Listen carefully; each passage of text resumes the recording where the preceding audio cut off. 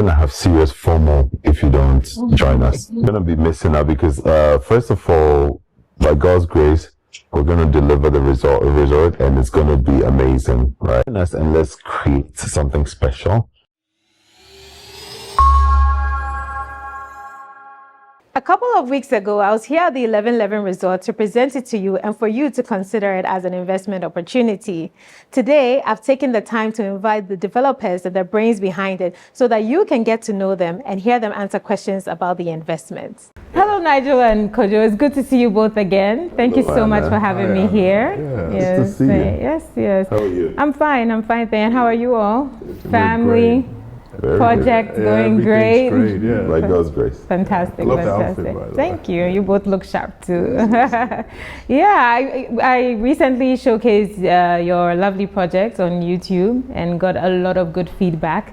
And I thought it would be great to invite you or to an interview to for the people to get to know you. Yes. I think it's always important for people to connect with whoever's behind projects. And thank you for being so gracious. Happy to do it. And yes, So first, just getting straight into it, let me know, can you share a bit about yourselves, both of you, and what you do professionally?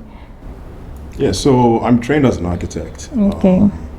I practice in Ghana and the US for about 2 decades. I've worked in Ghana in the architecture industry and as a project manager. And we've delivered close to about 3,000 units on the market. 3,000, wow. In the past 10 years. So notable projects include Mensa Park, The Edge, but there's quite a bit of projects that we've been involved in. Awesome. Right here in Ghana, 3,000. That's amazing. Yes. That's amazing. Quietly. We've been doing it quietly. Yes. That's what's up. They say move in silence and do the big things. So typical example. Wonderful. We've done it very quietly, but we've gained a lot of experience on the market. Yeah. These are notable projects as well. That's great. That's great. And Nigel, can you share your? Yes, I was born and raised in Tema. I'm girl, Tema people here. Me too. Okay. Hello, Tema. Shout out. Yeah. I went to Motown. He couldn't get into Motown. I went to Motown. After Motown, went to the US for university. My career has been in financial services. So I work for a global multinational financial services company. And in the past 8 years, I've been building that company's business in Africa. So we currently have 15 businesses in about 7 countries in Africa. It's growing. So that's my professional background. That's a great powerhouse. This is a powerhouse. I love that because finance, architecture, that's so perfect. How did you meet, both of you? Are you brothers, friends? Everyone thinks we're brothers. It's funny. I don't know if it's actually before the beard. We still did it. Yeah, we look very different, but we look very much alike. He used to steal clothing from my. Exactly. Yeah. No, but we've known each other our whole lives. In fact, since we were babies, because our mothers are close friends. So practically, known him all my life. I don't think there's any memory in my life where Kojo was not a part of. Absolutely. It's quite amazing. So grew up together. Neither of us has a brother. We all have sisters. Yes. So we were each other's brother, and we trust each other. So I think the trust and the bond between us is probably the most important part of this project. Because we trust each other unconditionally. That's fantastic. Yeah. And would you like to share your? How do you follow that? I think even as we took separate paths after leaving from boarding school, we've stayed very close. We live in different states, but we make sure that every single day or every other day we stay in communications. To date, and now it's manifesting in what we're doing now. Fantastic. So we get it that you're brothers, soul brothers. And how did 1111 birth out of this awesome relationship you both have? It's fascinating because when we actually sit down and reflect, we realize that 1111 was always our North Star. That's been the guiding light for us in our whole lives. We didn't really realize it because, we took different paths, we did different things. But we always knew we were going to do something together, something big. It's taken different forms in the past. We've tested different ideas. But it was during COVID where we had the space to step back and think and reflect on what we really wanted to do. That the sort of the North Star started to It come to fruition. come to Yeah. fruition, Yeah. and then we spent time to refine it. But this has been our destiny from the time we've You know, both of us have been in the corporate world, and we always knew that the bigger picture for us was to actually create something on our own, right? We just didn't know how to. At that point, we were trying to figure out what to do, but you know, And when it was, you know, we tried several things. Him and I have gone this path. It didn't start during COVID. It started maybe about 10 years prior, and through frustration, through pain. Oh, yeah. Yeah, there's so many frustrating times. Even today, there's still frustrating times. But Yes. I think, you know, there was a moment where we said enough, and let's build something. Yeah. That's great. We've all come to learn that the pain and challenges really build you up to where you need to be. So you embrace it, and once you've gotten through it, that's But it's a necessary part of the journey. Right. Yeah. You know, and I will have to say that this journey isn't just solely ours, right? It's bigger than us, and we have other partners as well who are vital to the success of what this project has been. Maybe Nigel, you can touch on who some of these. Yeah, I mean, so maybe this is a moment to talk broadly about the way we see the partnership in this project. So, you know, our model being one where we're selling the units, basically brings in shareholders or partners by design. But even outside of those who are buying units, there are 4 other people who've been with us the whole journey. So we have Joe, who's an accountant with one of the big 4, a partner at one of the big 4. So he brings sort of the accounting, financial discipline perspective. We have Jason, who's a commodities trader, executive in a commodities company. So he has sort of like the macroeconomic perspective. We have Vincent. Vincent is a developer, constructor, and also I think he has a finance background. He brings sort of a lot of understanding of what should work on the site and then the numbers. And of course, we have Anthony, who's an engineer and actually a critical part of the project from day one. Anthony's been the engineer for all of the MEP for the project. So for pretty much every MEP component is all Anthony. So these people have been with us throughout the journey, and they're you know, it's a partnership among the 6 of us. Absolutely. That's great. That adds to the strength of what both of you have and Yes. gives us a very Everybody has a different expertise. We mesh together very nicely. We're very complimentary of each other. That's Yes. great. Can you tell us from your own mouth what the 1111 Resort is about, what it embodies, if someone is wanting to know more about what 1111 is and if they want to invest in? Can you tell us what the vision is, what's happening here? Yeah, so we'll both take this question together. But you know, the vision started with the consumer experience that we wanted people to have, right? You know, we've all been in resorts and hotels in Ghana and across Africa, and you know, been aggravated by bad experiences, inconsistent experiences, bad customer service, and always said, you know, surely we can do better, right? So there's always been the customer experience part. But then there's also been the visually, the aesthetics part. So be able to bring amazing customer experience with amazing aesthetics is the reason why we created 1111. So throughout the design, I'm not an architect, but I was involved in every little detail of the design. We used to do rendering calls every other day. You know, we designed it with thinking about the customer. And if you see the way it's designed and the way it's laid out, that's all reflected. So the way the villas are designed and the blocks and the pools that overlook the ocean, you know, the center pool in the middle, it all comes together for that vision in mind. Now, one of the reasons one of the ways we're going to set ourselves apart is that we want to position this resort as the ultimate African beach wedding destination. Oh, that's nice. Yeah, so when people think about beach weddings, right, they think about Mexico, Acapulco. Africa doesn't really have that destination. So we've said, one of the ways we're going to be different and better is to have, to let it be one where everybody sees a wedding there and say, yeah, that's where I wanted to get married. So the design, especially when you see the landscaping outside, the plaza area is built with that in mind. And that's why we have a banquet hall. That, you don't think of a resort having banquet halls, but we did it with specific customer segments in mind. So we have the sort of the wedding/event crowd. We have corporate crowds, and then we have, conference rooms for that. And then, of course, the tourists.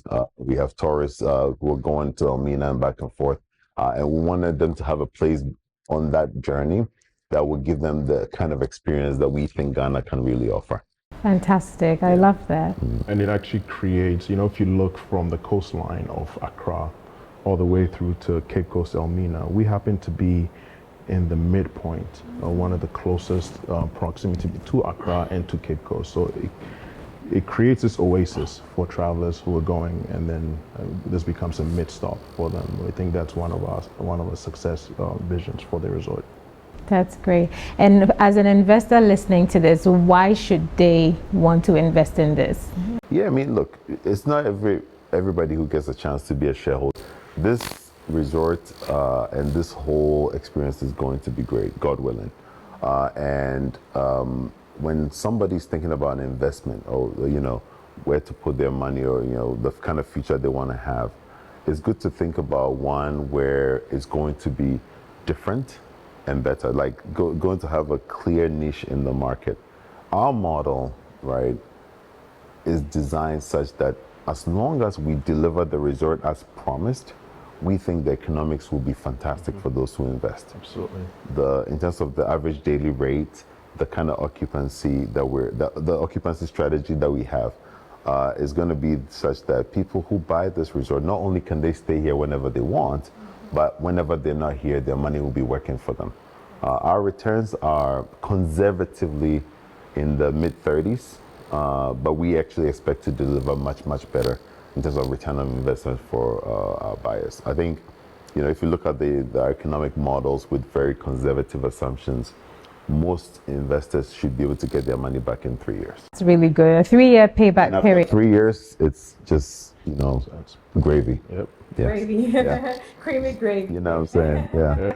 And you're using real numbers, right, from nearby resorts. So we don't even have to guess. We have a resort right next to us. We have a next door neighbor who's doing very well. So we actually lowballed their numbers to say, if they can do, like they're right here, everybody who's going through the hustle to get here is going, if they can do that, and we reduce that a little bit, we think we can achieve that. So very, very, very conservative assumptions. And I mean, I think this, not only their resort, like if you head west, there's 3 other resorts that are there. And I think our assumptions are also very competitive, even below their rates. So, as a matter of fact, if we use those numbers, then it's going to be crazy. So what are the individual roles you both play that come together to make a great team here?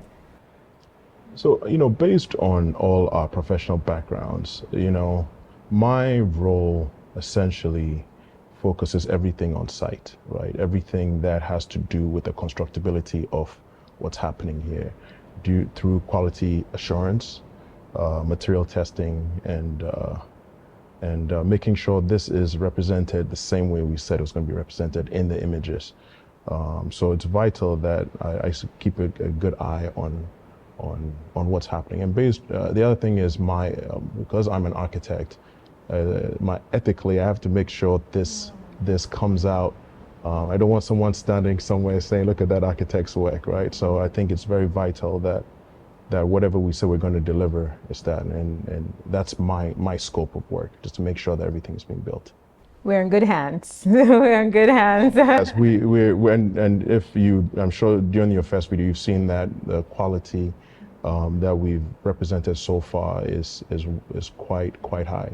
And I'll have Nigel also talk about it. Yes. I actually want to pick up on what he said, because I think it's one of the biggest advantages this project has over every other project. The fact that the architect is also the business owner, right? Because Most projects typically have architects as a vendor.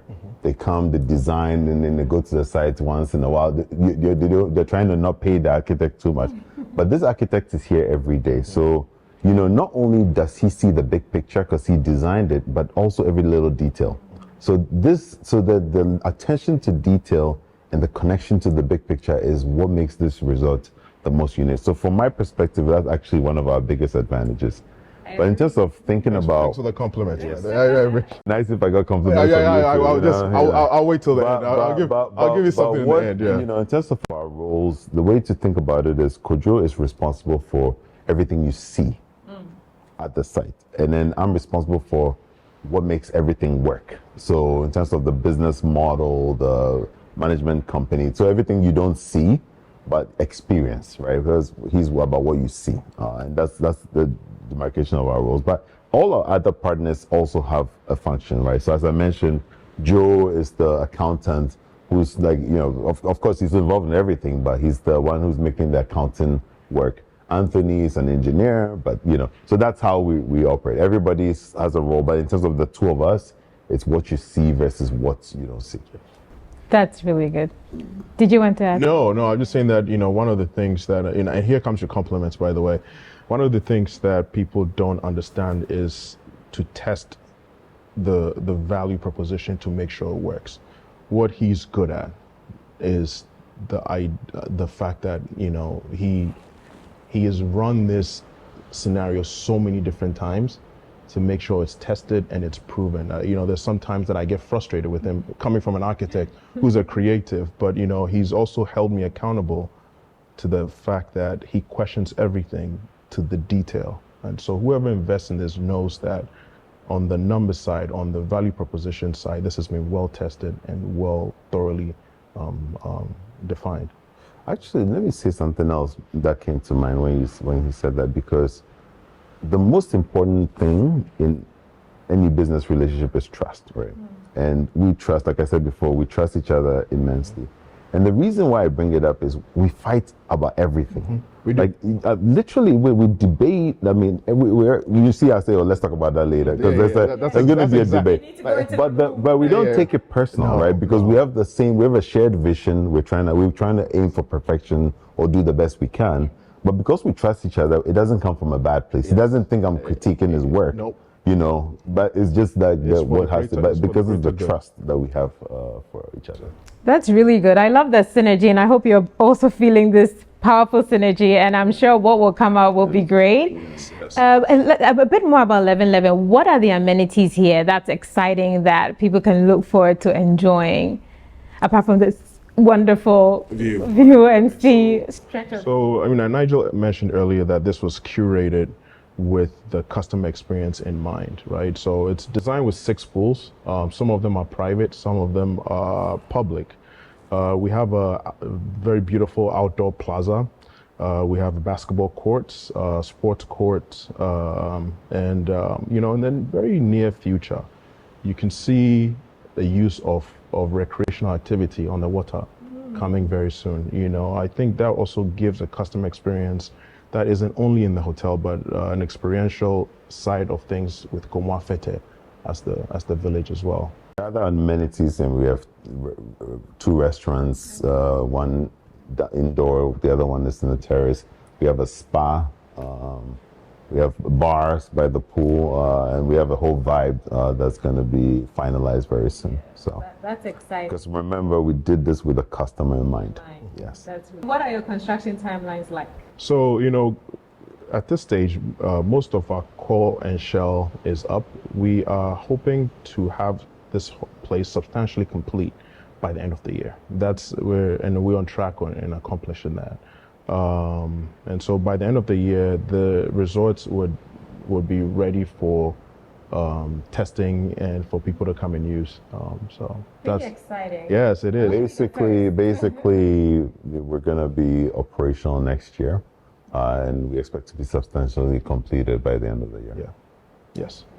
Yeah, I'll say it again. I want to be the first. So I'm putting first dibs on it. Invite me to come in and Please, join. Absolutely, you'll be absolutely. at the ribbon cutting. Yeah, so Yay. Yeah. you'll be at the ribbon cutting sales for sure. Exactly. Yeah. So, coming back to value for the investors, you mentioned earlier on about being a wedding destination. You mentioned corporate retreats and tourism. Yeah.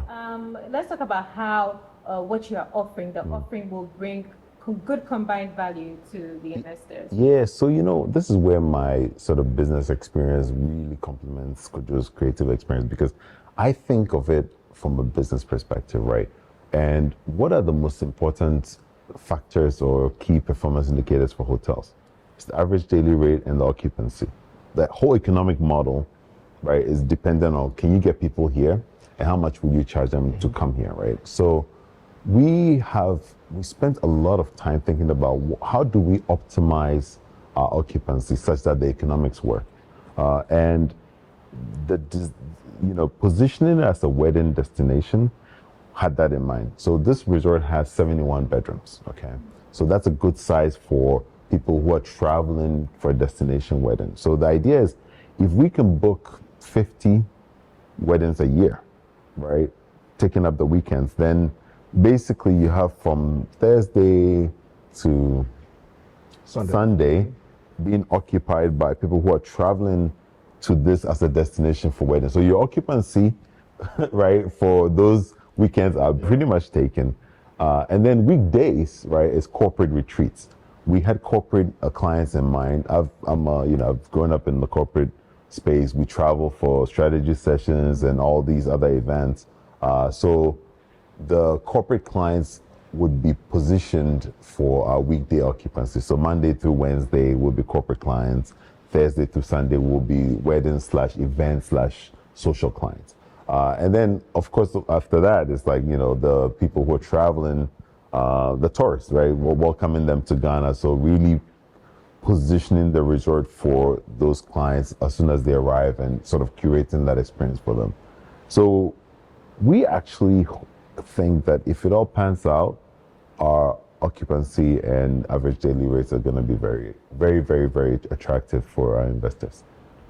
I think if all goes well, the question will be, are we going to have enough rooms to fill up all this? I mean, I think Right. that's going to be the biggest question, Yes, because and- we believe that the occupancy is going to be driven with these three factors, and it's going to be quite booked. And we're gonna have to solve that problem by quickly ramping up phase 2. Yes, absolutely, yeah, absolutely. Big plan. Yes. But before that, can you tell us a bit about pricing and what goes into it? Yeah, I mean, and again, from a business standpoint, most people, when they're about to deploy their money, are comparing to alternatives. So, should I buy an apartment in Cantonments or East Legon or whatever, right? The first thing to remember is that this is a beach location. Now, that's attractive because it's on the beach, but the other thing is, it makes all the materials a lot more expensive. Why? Because you don't want it to rust. So for us, we use marine grade everything, even the nails, the wires, everything has to be coated so it doesn't rust, right? Because we're building this to persist for to last. Yeah, so we're not trying to get it to deteriorate. We want to maintain the quality, and therefore we have to spend a lot more money to get the right material so that it will last. You've seen this model unit; it's been here for 2 years, and nothing's rusted, right? So we've proven that we know how to source materials that So there's the cost of the material to build. And then there's the fact that this is a hotel room or resort room, so it includes finishing and furnishing. So all of this is baked into the price. So when you're comparing to other investments, think about the location, think about the material, think about the fact that it includes finishing, furnishing, even electronics. And towels, even towels. Everything. It's a hotel room. And soaps. Everything. Yeah. Would you like to add? No, I'm just saying that, our coastline is one of the saltiest, right? And so it has a high content of salt in the air and in the water. So with that in mind, and we wanted to make sure that at least, the longevity of these materials can withstand at the time. if you look at our windows, if you look at, like, and windows also double glazed, which also can buffer sound. So, just a long story short, not to be anticlimactic with what Nigel said, but the details are key. The details are key in building something like this. With Ghana being a go-to destination where so many people, even now, a lot of people are coming here to celebrate their birthdays, weddings, like you're talking about, tourism. So I think that really connects well with what you're looking to do, because people are doing their weddings. However, is there such a beautiful and idyllic beachfront setting? So I love that. I love what you're looking to do, and I think it will be great. Yeah. So let's start booking. Let's start planning to book our weddings. Huh? That's great. That's great. Most people are very concerned about management and maintenance, and you talk about experience, right? Yeah. And so whoever manages a hotel like this, it's not just about the maintenance, but it's about managing the experience.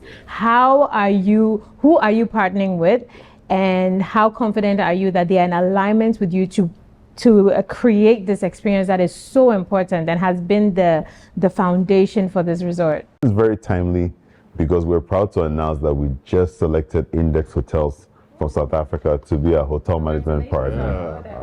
Yes. We started with the customer's experience in mind, right? And it's not just about how somebody feels when they come here, but it's the consistency of that experience. You don't want them to feel good one day and bad the other day. You want staff that's trained properly, that knows what to do. You want chefs that can cook properly, consistently. So all of that was important to us. Now, we also wanted a local feel to the experience, right? So what we did was we looked at, partnering with global brands, anything from, I'm not gonna, the big global brands, to local people who do management. Yeah. And then ultimately settled on Index because not only do they have the global expertise that ensures consistency and technology and so forth, but also it allows us to customize the experience for Ghana, right? Because we have something in mind. So we're combining our vision for the local experience with their global expertise to come together. The good thing about Index is they already have experience in Ghana, not just on the continent, but in Ghana. They manage some hotels in Ghana, so they know this market. They can help us with supply chains. They can help us with back office optimization, and all of those things are important. So it's not just about the look of the hotel, but it has to function well, and that's why we chose Index. Great, like you said, that you're going with someone who already has the experience, is managing one of the top and most pleasant hotels in the country, so you know that they do this well. Let's talk about ownership. For an investor who's considering investing in here, what are your various offerings or options? Yeah. So we have 6 units, 6 types of units. Yeah. Okay. We have sort of the standard rooms, which are one bedroom. The pool view is the one on the first floor that overlooks the pool garden. The beach level is the one on the ground floor where you walk straight to the beach. You have these beautiful villas, which are 2 bedrooms, 2 floors, and outdoor pool, a private pool that walks right on the ocean. And then, of course, we have the 3 penthouse suites, which are all basically the whole floor. 2-1 is 1 unit, 3-4 bedrooms, private pool, indoor space, outdoor space, the whole shebang. Now, our pricing is very attractive, and not only does somebody have to buy the whole unit, we also have options for people to buy fractions of the unit. So somebody can buy 1/3 of the unit or half a unit. So 2 people can partner to buy 1, or somebody can just buy half and then we will own the other half. Yeah. So we try to be as flexible as possible for every investor based on their budget and what their goals are. Okay, thank you for sharing that. Kojo, can you tell us a bit about what your pricing is like? Nigel touched on what goes into the price. Yeah. So the pool and garden views start at $150,000. And again, when we mention these numbers, please make sure that you factor in the fact that everything comes as a whole.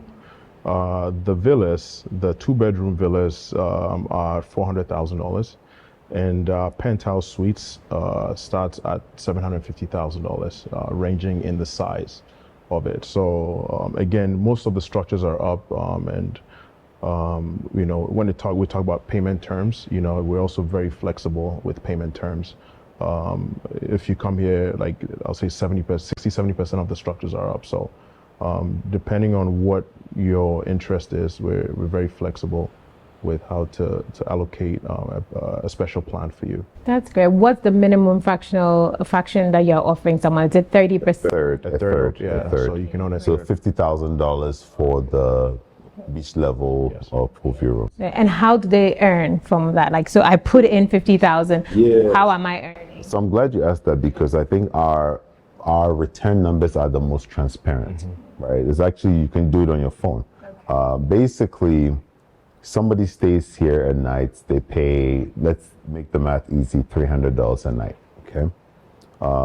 If you own a third, basically you be getting the equivalent of $100 a night, minus the service charge for maintaining the place and so forth. But basically, it's that. So if you just take those numbers, think about the occupancy, and you multiply by the number of days in a year, those are your returns. And So if you're making $100 a night, right, for 365 days, that's $36,500, and minus the service charge. Yeah, did you see how I was like confused because I couldn't figure out the numbers? Yeah. And he was trying to I was add gonna say everything you're the instead. finance, exactly. I was going to say, like, since you're the finance guy, I'll throw this question back to you that how are people receiving their monies, you know, like their earnings? Yeah, so we'll set up a ledger for every owner. So, there'll be, for the financial software that, tracks all the bookings and, reports monthly to all of the owners, and the ledger for each owner, and the money will be wired to their accounts, wherever they're choosing. And it could be either monthly, or quarterly, quarterly. or yearly advancement of that dividend. That's great. I was going to ask, when you say it could be monthly, quarterly, or yearly, do they choose, or are you going to We're decide? finalizing that with the management company based on the software requirements and so forth. And of course, we'll bring all the owners together to ensure they're buying before we finalize it. So some of these little details will be refined as we get close to the finish line. And you talked about payment terms earlier on. Can you just give us a standard, like you're saying about a year? Yeah. So, given the timeline of where we are now and when we expect to be substantially complete, our standard payment terms is $5,000 reservation fee. You have a 30-day due diligence period. After that due diligence period, we expect a 25% deposit of the value.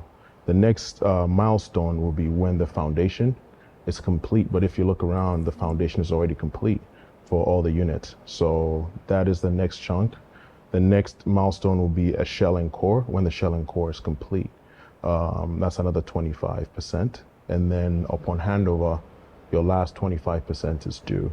So currently, if we were supposed to do the math in a very raw form, any buyer would be required to put 75% down. But it doesn't. We also understand constraints from other people. So that's why I said we're very flexible with working with buyers, knowing that we still have to finish the project, but we also understand the constraints of people's pockets. Payment. So you're open to offers and saying this is what works for me. And Yeah, the starting point is 4 installments, right? So 25%, and then we make sure we agree on the timing for when that money is going to come based on each person's unique situation. But it's just 4 installments of payments. that's great. Speaking of payment terms and all, it brings me to documentation. Now, a major part when anybody's investing is they want to know the lease term. Right. The lease term, they want to know your documentation status. I always recommend to my clients to do the due diligence. Right. What are they going to find out? What documents are you giving? Because it's really important. When you invest, you're investing to make sure that you're earning from this for as long as you can. So please touch on that. Yeah, so the master lease has 83 years on it. That's really good. Yeah, so, but in our sales and purchase agreements, what we do is we issue a 50-year lease term to the owner or to the buyer, which automatically renews for the remaining of the master lease. So essentially, you get the 83 years, but it's a 50 years, and then the remaining 33 years tranches. By automatically, do you mean there's no payment for it? Yeah, we just roll it over into Great. the 33 That's years really because we have that master lease, and we don't have to renew it through the traditional council. So we find it that it's fair to just redo that. Most developers don't actually do that, and I think that's very fair that we do that. Yes. Were you going to add anything? No, I think no. That's Okay. yeah. Okay, so we talk, and then what documentation do you have? Like, if it's part, this is Gomwa Fete, Yes. Central Region. Yeah, so this is Central Region, and in the past, Gomwa Fete has had a very notorious background about entitlement processes. But proud to say that this land is fully titled, and 1111 has a sublease to a master lease as well. So everyone will have a secondary master lease based on that. And we encourage you to go and do a search in the Central Region. I will encourage you. Yes, Exactly. please. I mean, That's I great. think we strongly, it's part of the process. We have nothing. It's very transparent. So please do that. We've obviously have a bunch of buyers who've trusted us. So they've done their search already. So do you want to talk a bit about the challenges that you faced? That's a very loaded question, and that's one that I could spend all day on. But the way I think about it is like, first of all, there's no place like home. So and Ghana is not US, so I don't come here expecting it to be like US, right? My focus is how can I, in my small way, make Ghana a better place. Providing a small resort that will give people a good experience is, a little bit of a contribution we can make to that. So we don't get frustrated with Ghana and complain about Ghana. No, Ghana is not the US, and it will never be. But Ghana is our home, and we have an obligation to make it better. Yes. But that said, it's not easy, right? I mean, when you want to do things, there's a lot of need to, instill discipline, get things done, hold people accountable. But one thing you realize is that people operate the way you allow them to operate. So if people know you're no nonsense, they'll stop behaving in a nonsensical way, and that's how we're going to run the resort. Yeah. Yeah, I think for me it's very similar, but if I was supposed to do this outside of Ghana, it would be far more difficult to do this, given the constraints that I would face. So it was very imperative to show that we can do this in Ghana. We can build something of this significance. Knowing that, and again, going back to what Nigel said, we have a responsibility with every knowledge that we've learned. I think the U.S. provides us with great amount of knowledge and opportunities. We have the obligation to transfer some of that knowledge. I'm not by any chance saying that the knowledge isn't here, but I think the expertise and the local expertise with the foreign blend creates a wonderful Took all the time. and it's 11/11. Yeah. It's 11/11. Yeah. You're both November born. No, he's a November born. I'm a May born, but I'm exactly 6 months after Okay. him. And his birthday is It's the 22nd. So there's some. So 11 plus 11. Yeah, we can go down. We can go down the rabbit hole. We have. Yeah. So That'll be anyway- for the next video. Yeah. But I was saying that we have an obligation to blend the two and provide a certain level of quality that when people come here they say, wow, this is Ghana, and people are building to this quality here. So the challenges are just to get the people to that point, right? So we can show that it's there, and local workers are doing this, and we're doing it together. And it's looking good. It does. Well It's done. Like God's grace. Yeah, it's By God's grace. God's grace. Always. And how long were you in the USA for? Have you relocated in your view? Like, Yeah, I mean, we like we said, Ghana is our home. We're because we become global citizens, we're always going to have a presence in the U.S., but we're all in on Ghana, and this is our future. That's great. Yeah. Why should someone say this is the investment that I need to consider? For me, I think we've proven that the project is de-risked, right? We've done all the heavy lifting. If you come to site, you would see that it's a project that is very viable, and we've put in all the hard work, and now we just have a small stretch to finish. And as an investor, this is what you're looking for in terms of risk management. So for me, an investor coming in at this stage is you can't lose. I mean, this is a win-win for an investor. And I don't know what Nigel will add to that. Yeah, I mean, from my perspective, you're going to have serious FOMO if you don't join us. You're going to be missing out because, first of all, by God's grace, we're going to deliver the resort, and it's going to be amazing, right? And we started this journey realizing that we couldn't do it by ourselves. That's why we have the whole partnership model with all the investors. So join us and let's create something special that's not just going to be changing the landscape of Ghana's beach, but also going to make you a lot of money and leave a legacy for your children. So join us and let's do it together. That's great. I like that conclusion. Yes. I like that conclusion. Thank you all so much. It's been awesome. Thank you for staying with us. My contact details are on the screen, and I look forward to hearing from you. It's been a pleasure as always. See you at the next project. With warm regards, Anna. Thank you so much for granting us the interview. I think it's so important that the investors, people who are considering investing, get to know those of you behind it, and that was pretty insightful. Absolutely. Could you please take us on a tour? Yes, I would gladly want to give you a tour. You know, since the last time you guys have here, there's been quite significant progress. Yes. I'm sure you can see that when you were here, the swimming pools hadn't come out yet. True. But before we do that, our current state, we're in our 200-seat restaurant now. And on top of this, we have another 200-seat bar and lounge area that overlooks this beautiful view. I mean, look at that. Fantastic. And you can't buy this anywhere else. Yes. So this is going to be one of our staple amenities that we're going to have. Like I said, we said in the interview, Index Hotels is going to be running our F&B part of it. So that's pretty big. And then if you look at both ends of this, we have the swimming pool dug. And so we're ready to cast the foundations for both of them. Okay. And within the next week, the swimming pools will be complete. You also can see on the other side of the restaurant that we can walk and I'll show you that we have the main swimming pool. Look at the size of that. It's a big Olympic-sized pool. Wow. And the lobby is also being dug as well. Wow. The foundation for the pool and the lobby is going to commence in the next week. Also, so we're aggressively pushing to this final stretch to make sure this is complete before the end of the year. No, this shows that there's nobody sleeping on site because it's just been a couple of weeks. Yes. And I see significant progress, and that's a pool that is worth the swim. I love Olympic size pools. It's quite sizable, and it has 4 cabanas in there. For private use as well. So we can go upstairs, so I can show you an even much grander view of the Gomwa Fete beach. My beach views. Thank you. Thank you, Miss